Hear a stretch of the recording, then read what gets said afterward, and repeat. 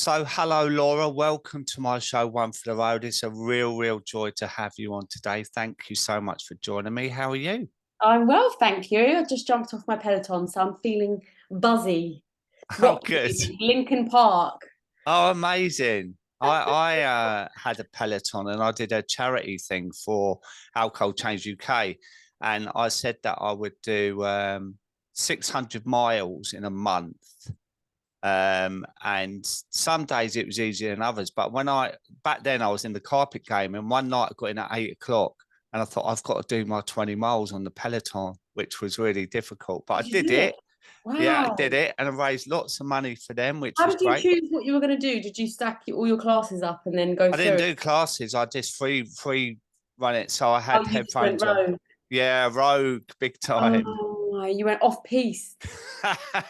I need them. I need to see my friend. I bumped into one of my Peloton instructors in real life the other day in the Did street. you? It's like a surreal. My friend who doesn't get it, he was just like, I don't, what is going on here? I was like, just Well, didn't understand. it's an odd relationship you create because you feel It's like you're in the strange. room with them, don't you? Right? Totally, Yeah, yeah. totally.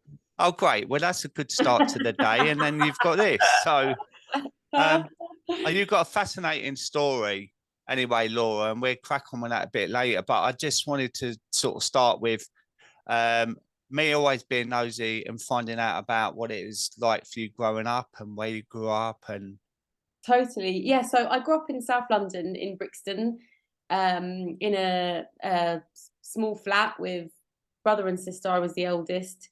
Um, I saw this thing yesterday that said some of the best men in the world are older sisters. And I was like, yeah, yeah, definitely.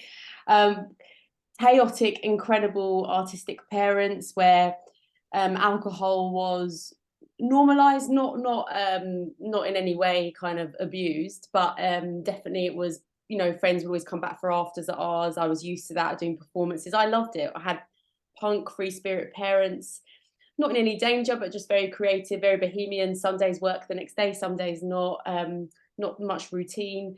And I learned how to like pour my first Stella. I knew how to tilt a glass age 4. So, and wow, that was very much of my like understanding of what, my parents had music, poetry, books, art, culture. So that was kind of what I grew up with. So drinking was, to me, a part of identity of like, you just do. You don't get smashed, but you do drink. mm. Is it 4 years old pouring the first Stella? Probably something like that. Yeah. My dad Wow. always, and he wouldn't be drunk. He'd just have a couple of, we'd watch The Simpsons all together on a Friday night and he'd have a couple of beers. And I took pride in pouring his pint for him and Yeah. his snacks. And I liked that. It wasn't a weird thing to me, but I definitely, I thought as the older I got in my teens, 20s, if somebody didn't drink, I thought that was odd. Mm.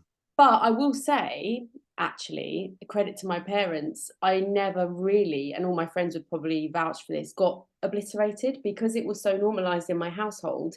My friends that hadn't been near alcohol were the ones that, age 14, we're calling ambulances for them, we're scared they're getting their stomachs pumped, or parents having to come. It was never a secret. So I Yeah. didn't have to smuggle alcohol to parties or anything. My mum would be like, I'll buy you 4 Bacardi Breezers Yeah. to the party. Yeah. Actually, I think there was a kind of balance there where it was healthy because it was spoken about and we could drink in front of my mum. So I never snuck around. Yeah, I get that. I hear all different kind of stories. I mean, like I tried to hide it from my son the best I could. And I remember one night I had to pick him up from a party and I was dreading it. I was thinking, God, is he going to be actually really drunk? And out of all of them, he wasn't. He was quite coherent, yet the others were falling all over the place, and Yeah. I was really proud of him.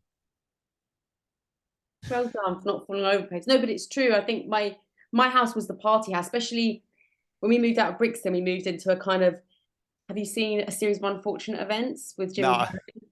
We're basically Count Olaf's kind of wonky, dilapidated house. Not, no electricity, no, it was just mad, no hot water. And that was the party house, but again, it was all above board. It felt very safe because you have 2 beers and the novelty's off, and you're just yeah, kids. So I would say actually it was a healthy balance. And my brother and sister are not sober, but they aren't fussed by alcohol. They could take it or leave Mm, it. So mm, it's the same for all three of us. We have addiction in my family as well. So my mum's always been, when it comes to other stuff beyond alcohol, it's just when none of us are phased. mm.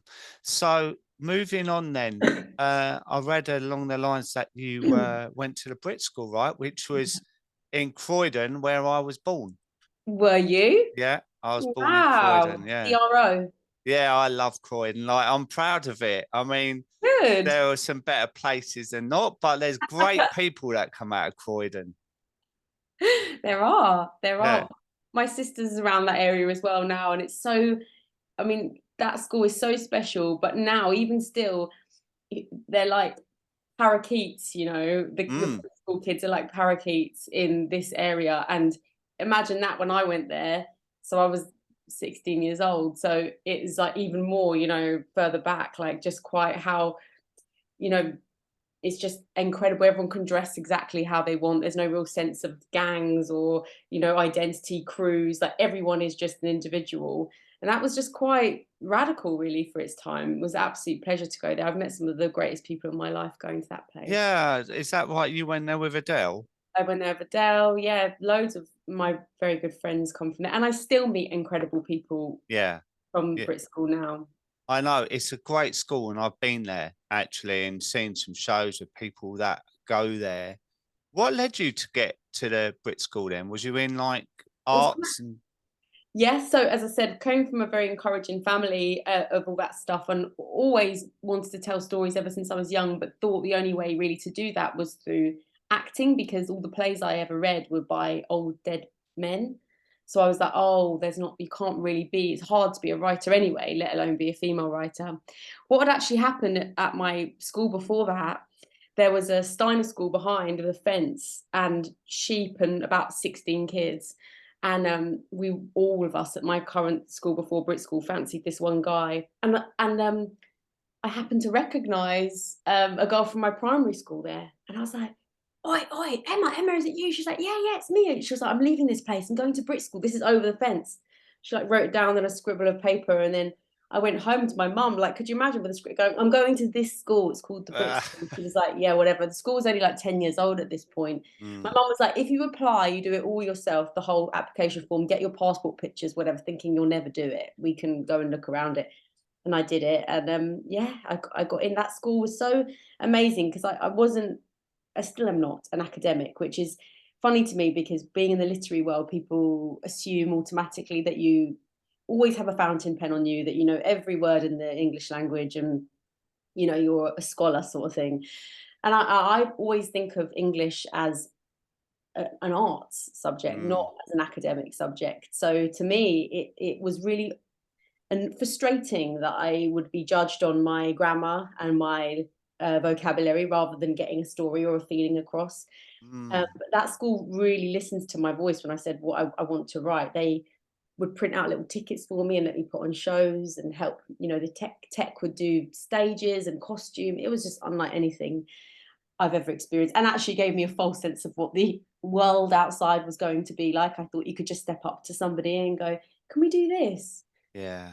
So Yeah, I know. It's a great place. And was there much boozing going on in those days, or was that again quite moderate for you? that's, I've never even really thought about that. I suppose there was, because a lot of the kids that came to Brit School would stay in the local area in kind of a university feel. So even at 16, they would stay with families. But we didn't have much money. Nobody had money. And alcohol's expensive. We did have a local pub that would kind of probably let us in underage, and that was that. But I think there is a relationship with arts, isn't there? Like literature, theatre, music, that goes hand in hand with boozing. But again, I think when most of you are gagging for that 2 minutes on stage to read your poem or Mm. whatever it is, adrenaline just burns alcohol right off, and you're kind of more. We were more focused on. So I say, yeah, they're probably, but not out of the ordinary. No, I don't feel like Mm. I was exposed, but more in the music, you know, my friends that went more into music, that is really heavily more abused, especially in the indie world where it's kind of Mm. seen to be, it's cool to be a rock star and go along with all that whole side of it. Well, I've had a few on my podcast in the music world. And it's becoming more and more normal now not to drink in that industry, which is really great. It's leaping ahead actually. Yeah, I had someone who's a tour manager called Andy Franks, and he developed this charity called Music Support for musicians and artists with addiction problems. And it's great. It's absolutely brilliant, you know, and I quite often send people there, and they got chat lines or whatever. So yeah, that's changing, I think, the Yeah, narrative around that industry, you know. So that's useful. But when definitely. you left Brit School, what happened then? What happened then? That was tough because all my friends were, quite a few of my friends had popped off in music, and another few of my friends had all got into drama school, and I didn't want to be an actor. I wasn't a musician, and I felt a bit displaced because, and then frustrated because English, as I said, was kind of seen as this academic subject. I thought, well, where do I go um, to write? I ended up doing a creative writing course at Middlesex University, which I still lived at home. I wasn't into the whole uni student union, £2 a pint sort of, that wasn't really for me. And but I did start doing open mics, reading my work live in a kind of, it was poetry at this point, like monologue meets poetry. So a combination of all the stuff I'd learned at Brit School, which kind of ended up a bit like Lady Gaga meets Mother Goose together in these kind of, one was a fake fan letter to Rolf Harris, which now as a children's author I immensely regret. And I would read them in pubs, festivals, libraries, anywhere that would take me. But again, the idea of performing, of reading, of meeting people, driven by food as well, more than alcohol. I don't think again it got to the point where I was definitely around it. But you know, again, my dad would come down for a couple of pints, we'd have a couple of drinks together, and that would be it. It was that. But I'd be lying if I said there wasn't moments where you take it too far. You know, someone buys you a drink, you have a shot, it turns into that, you're having a late night, you go to the next place, and the next day, I always knew, and it felt frazzly when that kind of excitement and thrill of a night going well, or anything, you know, goes, that takes that away. It taints it if you drink too much, and that would always make me feel, if I was honest with myself, a bit crap. I think I would sometimes pretend that I was fine about it. I think probably Mm, come across that quite a lot, where you would be in denial that you had a problem with, oh no, it was fun, it was fun, it was fun. But actually, if you were honest with yourself, yeah. you felt shit, you didn't feel good about it, and it's hard to admit that.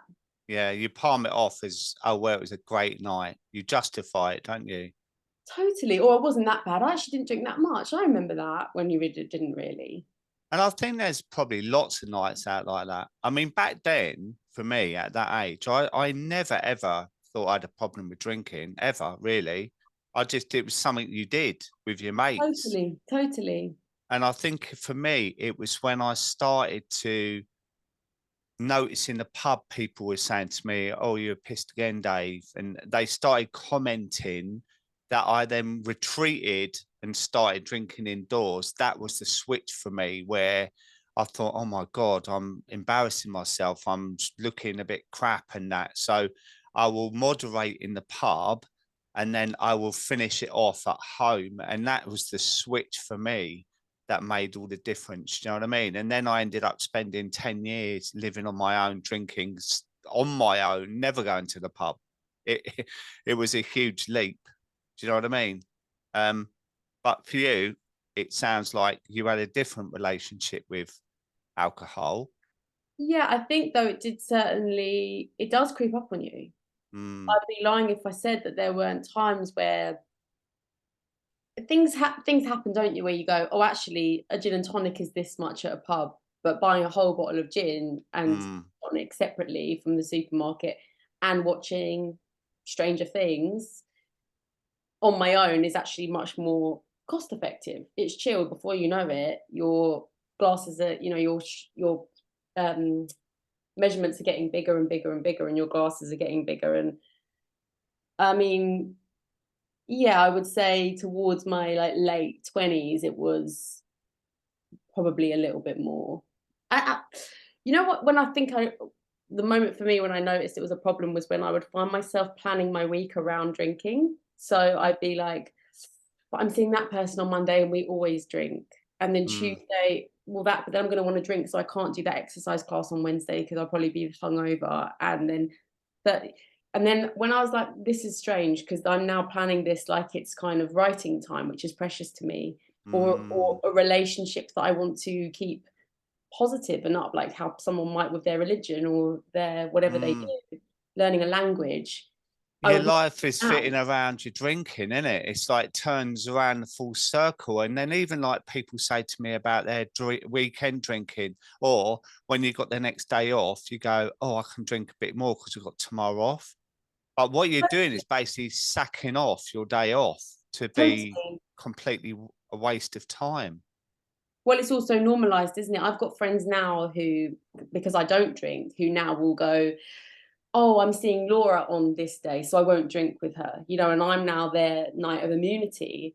But that is where I feel sad because I'm like, oh, it's a normalized habit. It's not that if it was that, oh, we ended up having champagne, then that was an experience, my one twinkling night out of 365 days a week that I tried this new thing. But it's not. It's like a addiction that you don't even realize you're giving into. And I know it's an addiction because now I'm addicted to bloody coffee. How has that happened? Well, that's a brain-altering drug and all, caffeine, isn't it? Here I am, just needing seeing the sign coffee and feeling like this kind of comfort from seeing the word coffee written on the wall. And I'm like, oh, coffee. Yeah, I know. Never even cared about coffee 4 years ago. Well, Laura, it's a work in progress, right? So, work in progress. Give myself a break. Yeah, a bit, you know. But so you met Hugo, who's in the Maccabees, great band of Maccabees. Yeah, he's amazing. Well, we've been friends since we were 14. So when I was talking about all those friends that went off and did their music, he was one of them. And he's definitely somebody who over the years I've seen, you know, definitely use booze as a crutch. But he's in a world where it is expected, celebrated. In fact, you're a bit of a party pooper if you're on stage and you're not. He uses beer as hair gel. He pours it into his hands before he goes on stage and looks like, you know, he'll just use it. And that he would be seen, I think, by his audience as like a bit of a party pooper if he wasn't having a beer on stage. It's kind of part of his job. Well, did you see the interview with Matt Willis on the telly the other night? After he spoke, I went and checked it out. I thought it was so powerful. I thought it was amazing. Really powerful, and how you could see how it had taken Emma down. Do you know what I mean? Being the partner of someone in that, and it, you know, that's the reality of it, isn't it? And he was going to go back on tour, and she was literally almost devastated by that because of the fear of relapse again, you know. So people like Matt can be a huge example in the music world, you know. And you know, I've interviewed Cher Adelakam from the Gorillaz. You know, he's a great man and he's sober, and lots of people. You know, so hopefully, bit by bit, these conversations can help, right? Definitely. So, I mean, when I met up again with Hugo in our 30s, because we had some time apart, he was sober. He hadn't drunk for 3 or 4 years on tour. And I remember my first response to that was, what happened?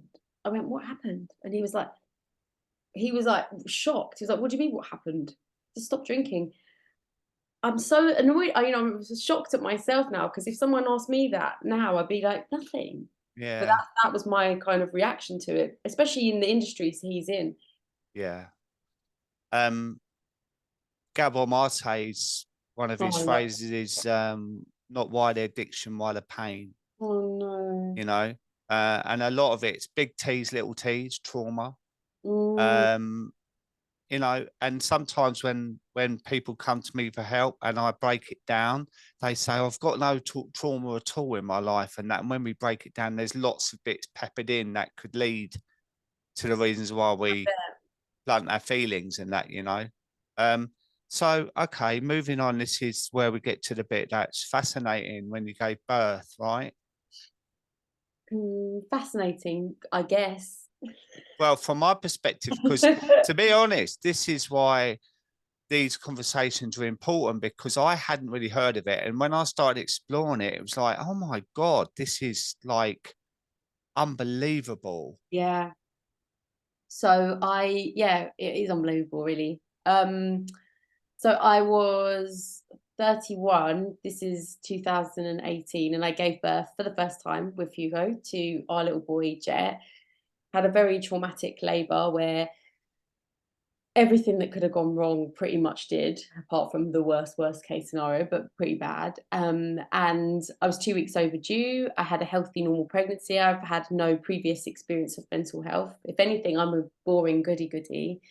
And a week after he was born, we spent a week in the maternity ward, which was hell on earth. To anybody that's experienced that, you'll know what I'm talking about. The maternity wards are crazy.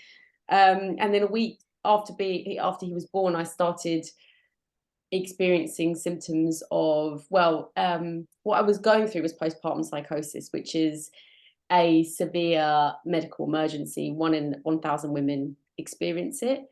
Its symptoms are delusions, racing thoughts, suicidal thoughts, hallucinations, auditory hallucinations. And then I ended up in a psychiatric ward, separated from him for 3 weeks. We were separated, so 2 weeks in the ward and then 1 week at home. And it just completely turned my life upside down. I've never experienced anything like it. This is why I say it's fascinating, right? Because I cannot imagine how that must have been. Do you remember anything about the birth? Do you remember after? Actually, this behind me, this is the Chinese cover of the book. What have I done? So I wrote about it. I remember it all. And I think there is kind of 2 ways you can go. I think I've met people that have gone the way where it's all a blur, and they've kind of, I guess, a bit like being drunk. And actually that comes up a lot. People say it's like being drunk. I would describe it more as a really awful hangover where you remember everything. You know, those kind of hangovers where your brain is like crackling and fizzing, and all the if you were to walk back through a scene where you were really anxious or embarrassing or drunk, and you know, like, the fire extinguisher is so close because your brain was working so hard. Revisiting the psychiatric ward was like that again for me. So I remember it all. I remember everything. And that's why writing is so powerful, because I was able to process it and, to the best of my ability, try and mark down what was reality, what was a delusion, what was my mind playing tricks on me. I've never had a suicidal day in my life until that point. And then I think this kind of sensationalized idea of what it's like to have a baby, that you'll be glowing, that you'll be the happiest you've ever been, it will be the best day of your life. Chatting to you, Dave, this is a better day for me. This is a much better day than having my baby, because that was just scary and out of body, you know. And Do you mind sharing that bit from when you gave birth to Jet to the moment you was taken into the psychiatric ward? What was that like for you? Okay, so I think the first thing I felt, which actually does come back to booze, I suppose, in a way, because it was lack of control. I became such a passenger in my birth. So I was very much, I mean, being a big sister, I think I have like a kind of chronic people pleaser thing anyway. As you say, work in progress. I would be like, have you eaten? Have you had a salad? Have you had a break? Oh, you've been on a long time. You know, forgetting completely about myself and what I was going through. We're just going to shove this up you now. Are you okay with that? And me being like, yeah, like, Yeah. I've never given birth before. I don't know what to expect.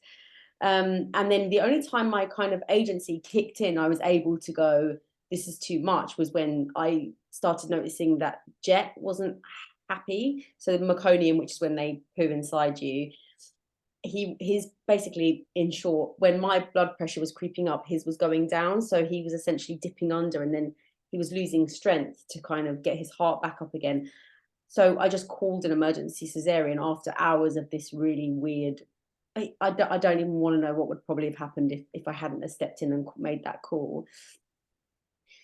But then already very quickly, darts in my mind were there, like, you've let him down. How did you not spot that he was basically shrinking inside me? My placenta had failed, so he wasn't getting any nutrients at all. I thought he'd be this prized pumpkin, and he was really underweight. He was under 5 pounds, and you could see where his skin had once been chubby and then had like shrunk. So that was just already you've let him down. You're not a good mom. You couldn't even carry him properly. How could you, how could you not spot the signs? Then I don't prescribe blame to the NHS, but they're so understaffed and overworked. There was not one. I was so up for the experience of having a cheerleader and doing it together, me and this woman, pushing it out, and it just never happened. It's just, sorry, I'm finished now, next person, nobody to grab to, nobody to tell me it would be okay. The maternity ward, it's temperature. I cannot describe how hot it is to you. I had this rare side of the epidural where you scratch, so I was scratching till I was bleeding. I'm a vegetarian. I was eating chicken like a Viking. I was like king away with my teeth, drinking water by a jug. Had this cesarean, so I couldn't move. The milk can be delayed if you have a cesarean, so no milk to feed this starving baby that hadn't been fed for like 2 weeks inside me. You can't sleep because the baby's just constantly crying, and you're not allowed to sleep with them on you because of the kind of hard lino hospital floor. It was just torture, and nobody was going to me, there's going to be an end point. If I'd had a serious operation now, I would go and rest. I would be like, Hugo, you need to take the baby and I need to rest. You're just straight onto it. And I sort of thought that at home things would improve. Home became like, when we get back, everything will be normal. And that's when things just went to a whole new place. I started thinking that the teddy bears were filming me with CCTV. I could hear voices in the radio. And at first, I'm so proud of that person, because I held on to reality so much. I would do all the things, I would trying to ignore the movies, the sensationalized version that you see in the movies of what somebody with a mental illness looks like. I wasn't like, hello, crazy. I was really trying to have a grasp of reality. I didn't want to die because I knew life was so brilliant. I'd lived 30 years on the planet, thank you very much, and always managed to squeeze the lemonade out of every lemon I could see. But now there wasn't any. So I didn't want to die, but I couldn't be alive because I was in so much pain that nobody else could see.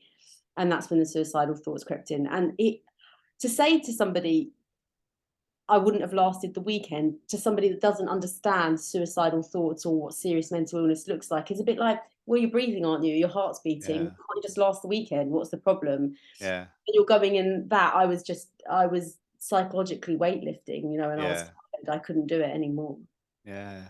And I couldn't see my little boy already see me being that sick. That was just, I was just like, this isn't me. This isn't what I'm like. So then the psychiatric ward was just everyone should spend time in a psychiatric ward. It's the most humbling, eye-opening, incredible experience where, how dare I ever before, I just want to say, tears are on the edge. Like, I could really go for it because it's so, speaking about not just how hard and weird and strange and scary it all was, but also how humbled and privileged I feel to have made it through and to have had that experience, be able to talk about it. I feel so grateful for it. I'm grateful to my illness and so proud of everybody in the hospital.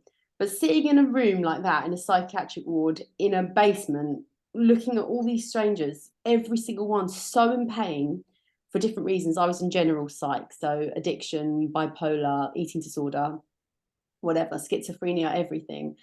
And having the nerve to have thought, I never should have been in a place like this. I don't belong in a place like that. What made me ever think that? Of course, we're humans. Of course, we belong in places like hospitals. That's where we go when we're sick.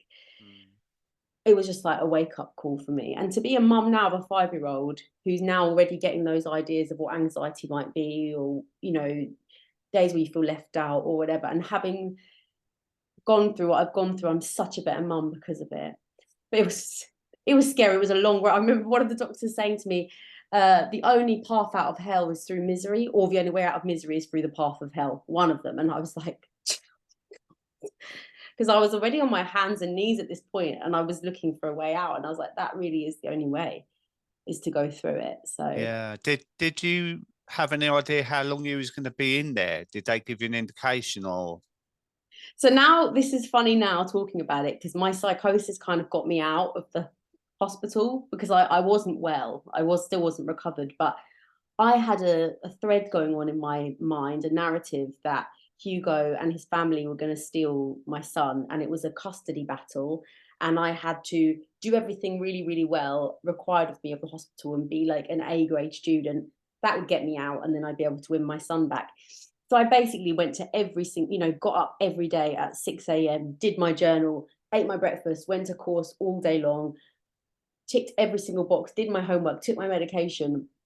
But there was definitely an alternative motive in my mind, being like, just do this and then you'll get out. Mm, So I came out too soon. I really did. I should have probably been in there for longer. But I'm not just saying this, I don't mean it in a cheesy way and because it's my job, but books really helped to save my life. And I being books on any story of recovery, from, mental illness to physical, whatever, just anything, anyone that had gone through something hard and come out the other side.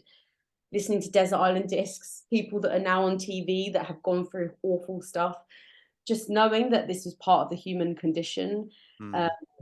that really helped me. Therapy, medication, and writing my own experience all saved me. And also seeing my little boy grow, just seeing him. It's really hard to go through that, and then you're looking at this baby that's just screaming in your face, who's giving you nothing back, thinking, what? Sorry, what am I doing this for? But then seeing him smile and engage, his first word was "mama," and knowing that it was me he wanted when he cried, that was like, okay, this is for something.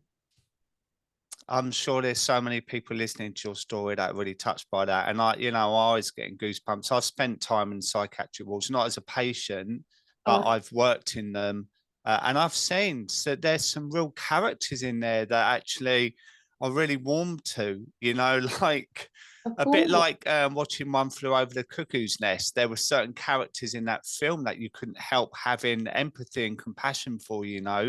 Um, but they kind of like being in there as well. There was this guy that always put on a bow tie and catching flies, and there weren't any there. Like it was endearing in some, but I could see the pain in others, and it was really moving. My experience was, that films like that, my experience was not like that. So that I feel like we haven't really had an accurate portrayal of what it is truly like to be in a ward, because going, especially visiting back, no, I wasn't, as well as I am now, but I was pretty well. I was 70% on the recovery journey, and I went back, and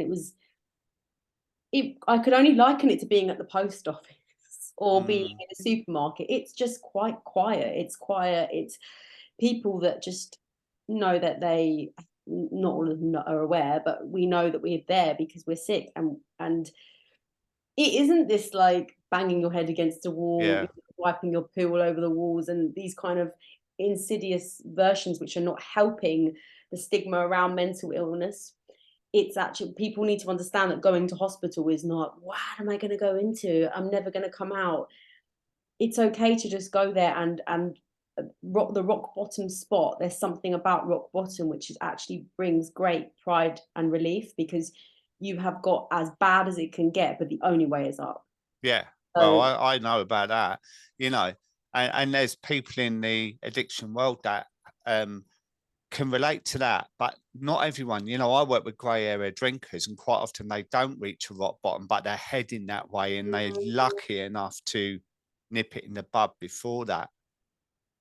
So when you came out, how was it for Hugo, like managing this? um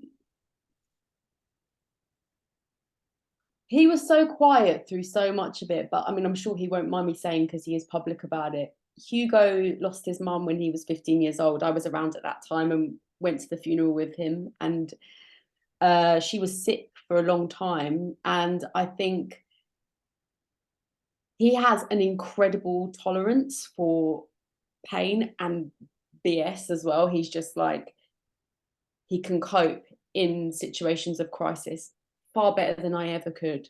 And he was able to just go, okay, this is not ideal, but this is the place we're in right now. He's such an amazing dad. We're talking about this whole rock star, you know, idea of what that looks like. His like bag that used to be full of probably beers and wires and plectrums, and he has baby milk in it now, and muzzies and nappies. And I mean, for a while that was really hard for me to see him doing that, because that was definitely the area that I wanted to. I write children's books, for God's sake. Like, I've always been a nanny. I'm a proud big sister, and letting him do that was really difficult for me. The only way to describe it really is heroic. Mm. And I think if we didn't have all those years, you know, we've been best mates for over 20 years. If we didn't have all that history, and he knew when people would go, the doctor would be like, she seems fine. It's those tiny flickers of the eye. Partners don't realize how incredible they are when someone's sick, because they know all those tiny nuances where mental illness can lie and put on masks, as you know, so can addiction. They know those tiny moments where someone's not actually okay, you know, and he's just so patient, and he's so, I think I kept wanting forgiveness from him, to be forgiven and to be relieved. And he was just like, there's nothing to forgive. You know, you've done nothing wrong. It would be like, he actually said it, I put it in the book, but he said, it would be like my mum asking to get MS. That would be like what it would be like. It'd be like you asking to have this. Why would you ask? Oh, he's a wonderful man. He really is. He's incredible. Yeah. And as a three now, we're just such a unit. You know, our Mm. son, he still sleeps in the bed with us in the middle every single night at his 5. But we're just a complete trio. So I'm so grateful. That's beautiful. So when you came out and you started to feel a bit better, what point did you start to look at your relationship with alcohol? Okay, so I had an amazing psychiatrist, doctor, who sadly has died now. He passed. And I can't tell you, it felt like every single person that helped me through this illness seems to have been like a character from a children's book in themselves. And I thought, why have I got a team like this? But he was almost like a kind of ringmaster from a circus, with like a jacket that like drapes the ground. And I just said to him, I can't sleep, I'm struggling to sleep, and all the rest of it. I don't like taking sleeping tablets.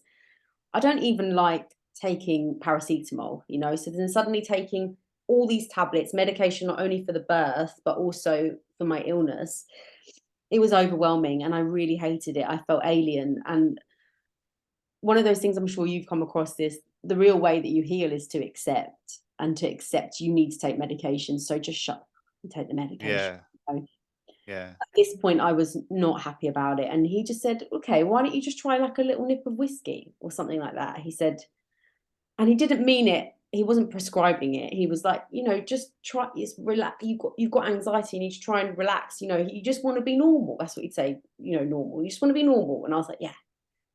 And he was like, and all around me, my friends were having a few glasses of wine to drink. And I thought, we all know people that drink a little bit too much. We don't, in my opinion, at this time in my life, I do now. I didn't know people that were taking maximum dose of antipsychotics, antidepressants, and 2 different types of sleeping tablet, like whilst having a newborn. So that just felt, oh, maybe I'll do that. And of course, it wasn't doing anything, the alcohol, really, because I was so anxious that it was burning off. So I would just drink more, and that went on for a while of basically surrounding sleep. I was obsessed with sleep because insomnia was one of the main symptoms of my illness.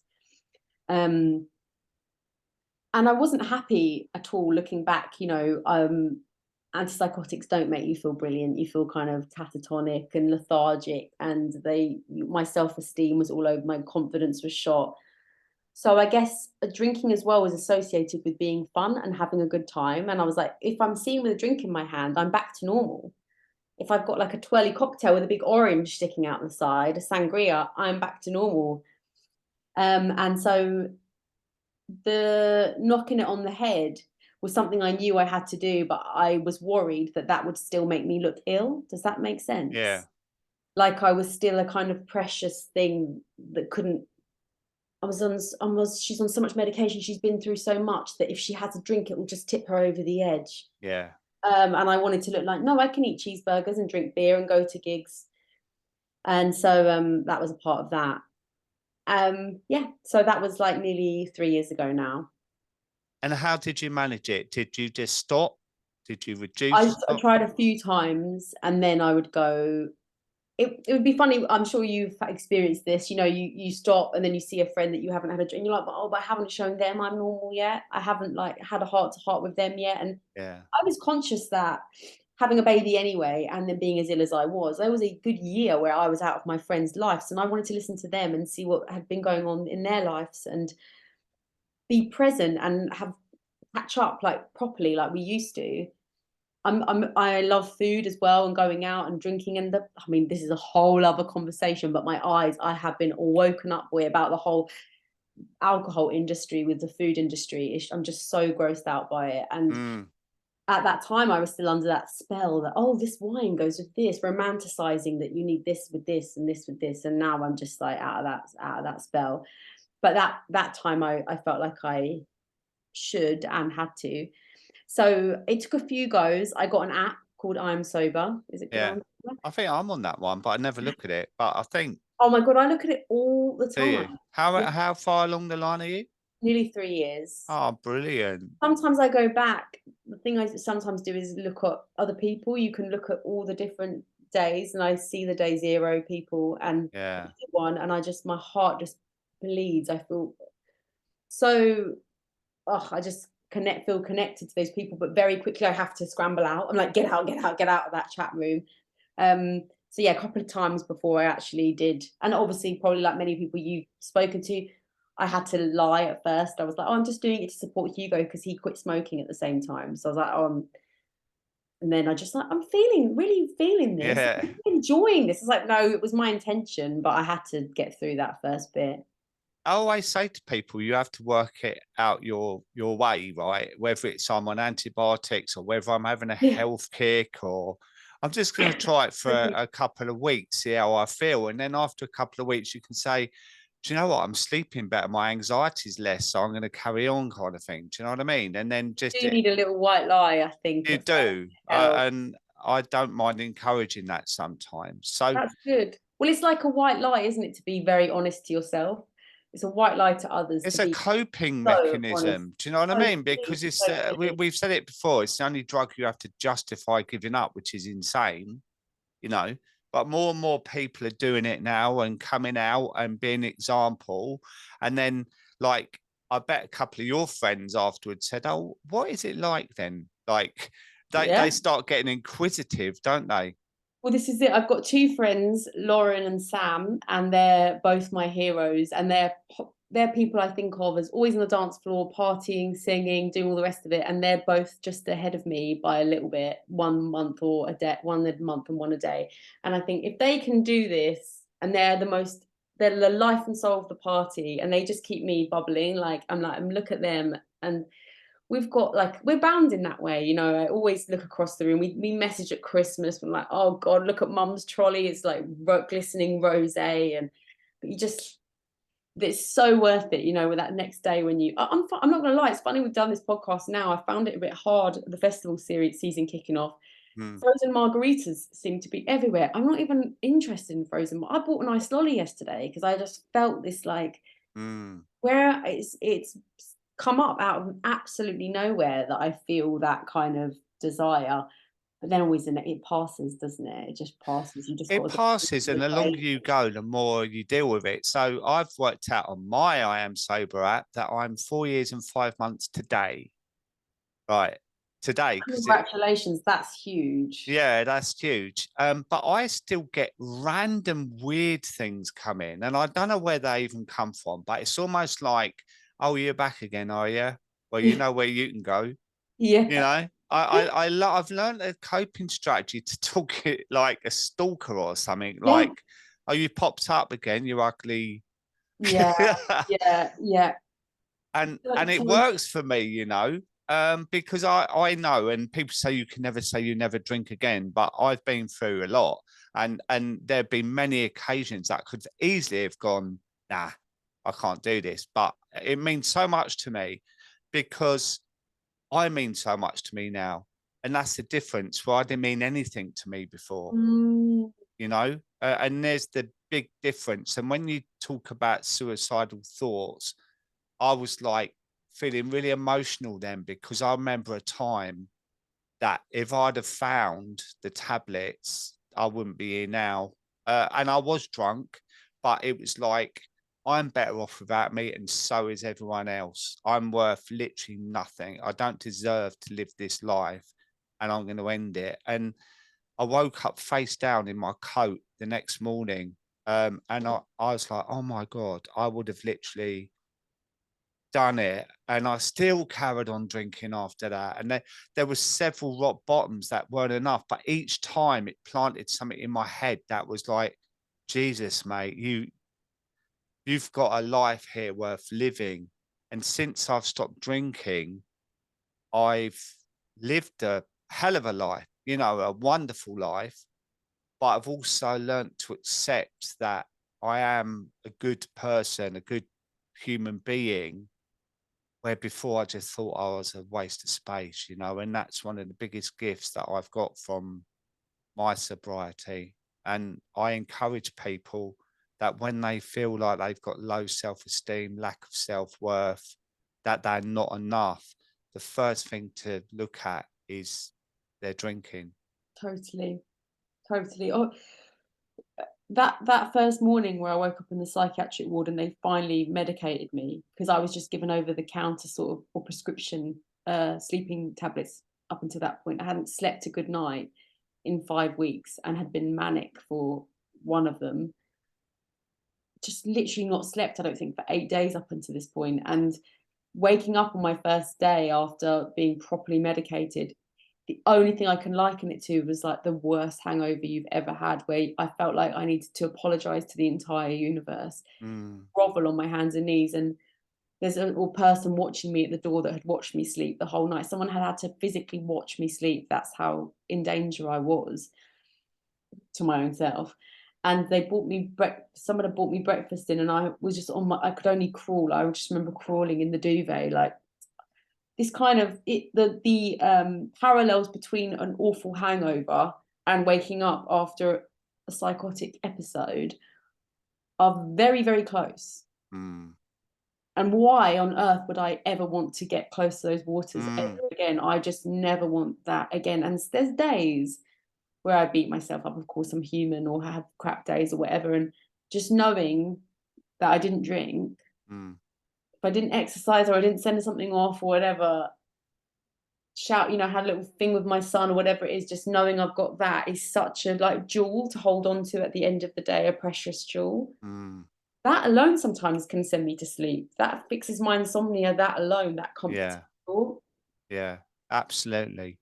Um, so since getting sober, how's life changed for you? Because you're an incredible author and you've written some amazing books. How is Oh, it now for you, life?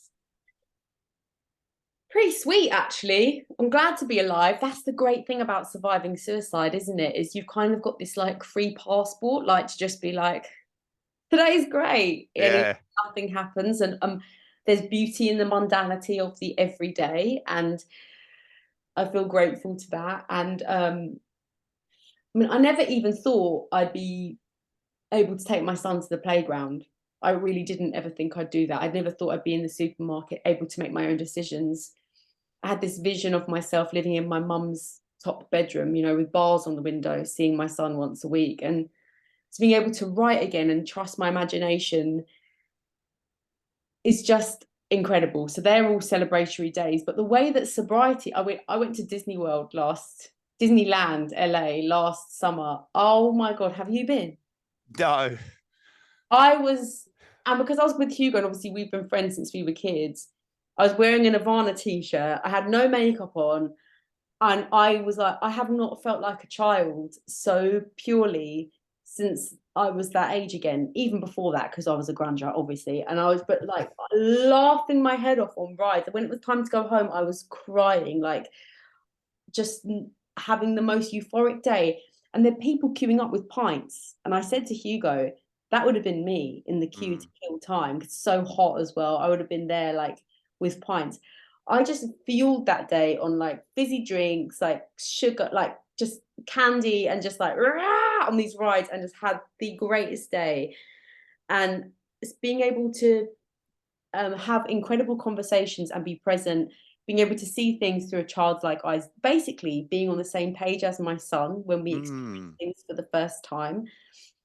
I'm so grateful for those moments. Yeah, I can feel that. And also when you're drinking, you escape everyone, don't you? You just go off on a tangent. So you wouldn't Oh, have and you felt hang any of out that. with people that you only hang out with because they're drinking as well. Yeah, Like, you yeah, get talking to a stranger in a pub. It's like, no, I haven't got time for that now. I just yeah. want to talk to the people I love and care about and listen to them. So my relationships are so much stronger. I feel like my core group of friends is tighter. Mm, And but we talk about everything, if it's anything. There's no taboo subject. I feel like my friends could say if they were feeling really bad. I know that we could talk about that now. I couldn't have been that person before. So everything, I read a book properly. When you drunk read on the tube and you've got a book and you're drunk and you're like thinking you're reading, you're not reading, or watching a film, I just feel like I've got more time. It's actually the time more than the money that I appreciate how much I've mm. saved. That's what I like looking at on the app. Yeah, I agree. And I always say drinking robs you of your life, like the amount of times that I don't remember the night before, or I've watched a film and I remember the first 10 minutes and I'm up at 5 o'clock rewinding it to that bit so I know what I'm talking about. And the only thing is now, Laura, is I can't read a book because I think I've got some form of ADHD or something, because I read a couple of sentences and I don't know what I've read. So I bought a Kindle. Love Kindle. So good. Yeah. And I'm trying to get used to that, but I think I'm an audio book man. And that Good. That's so great. yeah, but so many people have approached me to record my audio book because I've got it on Kindle and I've got it out in print. But there's a lot of people that say the same. I just can't concentrate. And I think there's a huge thing these days of this um low attention span going on, instant gratification, this 8, 9 second thing that we go scroll, scroll, scroll, scroll. Definitely. And so I'm in the process of looking at that as well. But yeah, definitely audio. So moving on before we go, because I know you've got things to do, but do you want to just briefly tell us about your wonderful new book that's Oh, coming thank out? you. Yeah, so after the experience of being so unwell, I wrote about it in a book called What Have I Done, which, as I said, I never thought I'd be in my imagination again because it had betrayed me so badly, which is a strange thing when you're up until that point. My imagination was always my kryptonite, my best friend, and then my brain was just. So my memoir, I wrote it all on my phone, and I honestly think that writing that book saved my life.